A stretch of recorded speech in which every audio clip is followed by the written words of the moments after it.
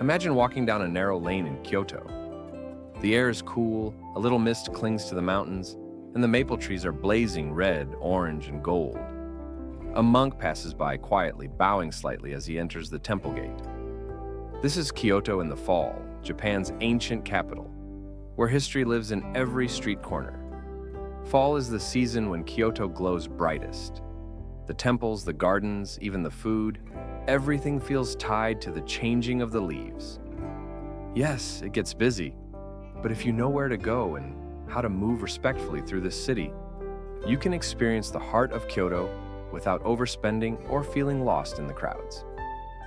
So let me take you on a 7-day journey through Kyoto in autumn, a week of temples and tea, hidden alleys and market snacks, sunrise rituals and sunset reflections. We'll move slowly, spend wisely, and dive into the stories behind the sights. A quick primer before day 1. Kyoto was Japan's imperial capital for over 1,000 years. Even after the emperor moved the seat of government to Edo, later renamed Tokyo, during the Meiji Restoration in the late 1860s, Kyoto retained a central role in Japan's cultural and spiritual life. Why? That's a question to keep in mind. By day 3, you'll start to see the answer in stone gardens, rituals, and the sheer number of sacred places. Practical tip: stay near Kyoto Station if you're on a budget. Capsule hotels, family-run guest houses, and low-cost ryokan cluster around the station. You'll be using buses and local trains a lot. The 700 yen daily bus pass is one of the best deals in town for hopping between neighborhoods.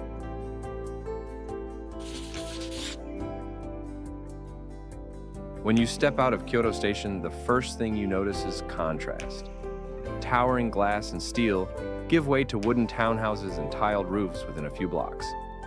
Drop your bags, stretch your legs, and start light. Gion is Kyoto's most famous geisha district.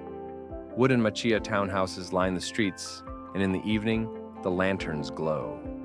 If you're lucky, you'll catch a glimpse of a maiko, a geisha apprentice, moving quickly between appointments. No photos that chase or crowd them.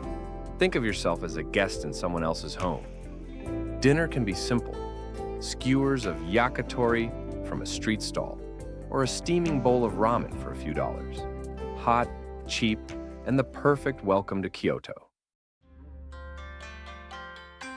Rise early. Kyoto at its best is in the morning light. If your guest house serves a full Japanese breakfast of grilled fish, miso soup, rice, and pickles, try it. If not, convenience stores offer surprisingly good rice balls and coffee for under $3. Head east into Higashiyama, a district that feels like stepping into a painting. Start at Kiyomizu-dera, founded in the 8th century. Its vast wooden stage, built without a single nail, juts out over the hillside. From here, you look across a sea of crimson and gold leaves. Step down into the stone-paved lanes of Ninenzaka and Sannenzaka. These historic streets are lined with small shops selling tea, pottery, and sweets. Try yatsuhashi, Kyoto's signature confection. The baked version is crisp and lightly sweet. The nama, or raw version, is soft and chewy, often folded around red bean paste. Yatsuhashi's story stretches back centuries. Some say it was named after Yatsuhashi Kengyo, a blind koto musician of the 17th century. Others connect it to scenes from the classical tale of Ise. Either way, it's become the sweet most associated with Kyoto, and almost every traveler brings some home as a souvenir. Lunch can be a steaming bowl of soba noodles for around $5. Simple, earthy, and perfect for the fall chill. By evening, head to Yasaka Shrine and Maruyama Park. Locals gather here to stroll and enjoy the leaves. It's free, and the atmosphere is deeply peaceful. Here's a question to consider. Why has Kyoto remained Japan's spiritual capital, even though the emperor moved to Tokyo over 150 years ago? Tomorrow, we'll find part of the answer.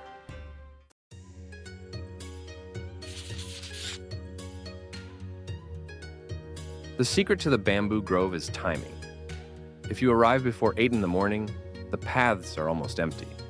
The tall bamboo sways, sunlight filters in, and for a little while it feels like you've stepped into another world. Nearby is Tenryuji, a Zen temple with a strolling garden designed to integrate the mountains into the view. In autumn, the pond mirrors the fiery maples, turning the whole scene into a living painting. For lunch, buy rice balls, fried chicken, or seasonal chestnut sweets from a convenience store, and picnic by the Katsura River, with hills glowing in fall colors around you. Keep walking and you'll find Otagi Nenbutsu, a small temple filled with over 1,000 stone statues, each with a unique expression. Some laugh, some smile, some look mischievous. It's playful, surprising, and far from the tourist crowds. Dinner can be conveyor belt sushi. Plates start at about $1 each, making it affordable and fun. By now you're starting to see why Kyoto stayed a spiritual capital.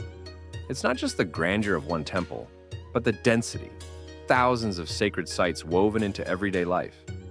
If you enjoy sitting back and relaxing, this is your moment to subscribe so you can sit back and continue saving money with more guided tips.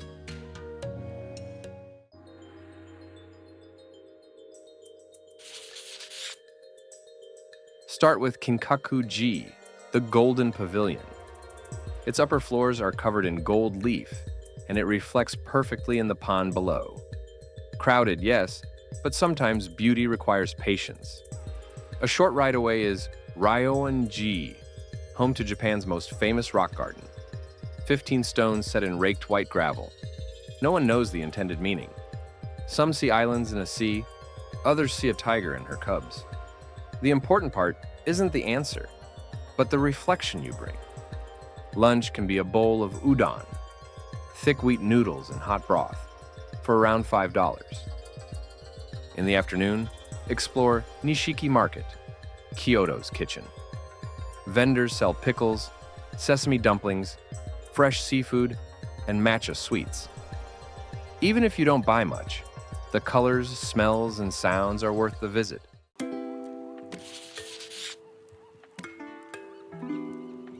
Take a reflective walk along the Philosopher's Path, a narrow canal side trail once used by a Kyoto University professor for meditation.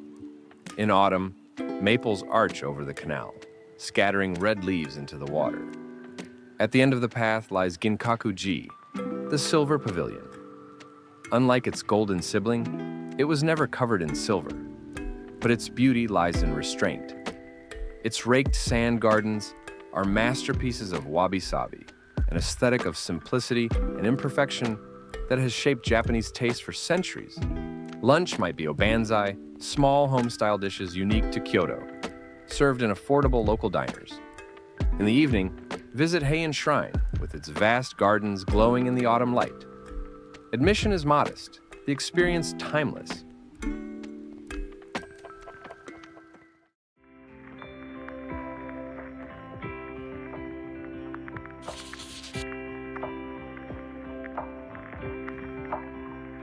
If you're here on the 21st, Toji Temple's flea market is unmissable. Antiques, ceramics, textiles, and endless street food stalls create a festival atmosphere.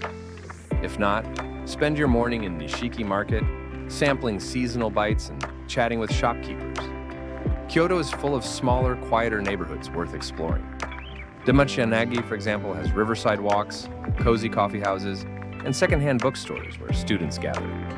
It's easy to spend an afternoon just wandering. Dinner can be in an izakaya, a Japanese pub. Order small dishes, grilled fish, fried tofu, seasonal vegetables, and share. Affordable, lively, and one of the best ways to feel Kyoto's social life.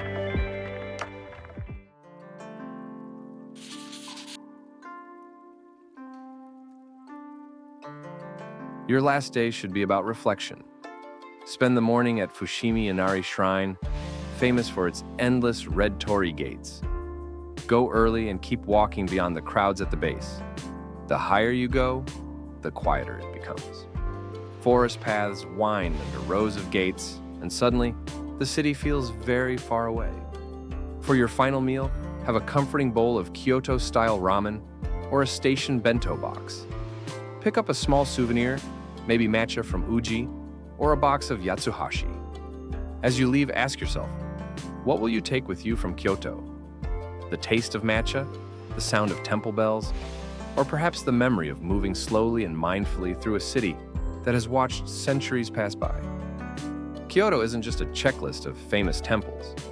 It's a living city that asks you to pause, respect, and notice small details. A $5 noodle lunch, a handmade tea bowl, a path under autumn leaves. Each is a thread in the larger tapestry. Did you know that one of the best theme parks is in Japan as well? In my previous video, I go over the top 10 theme parks worldwide, so check that out. If you want more ideas on how to travel deeper without overspending, make sure to subscribe and like.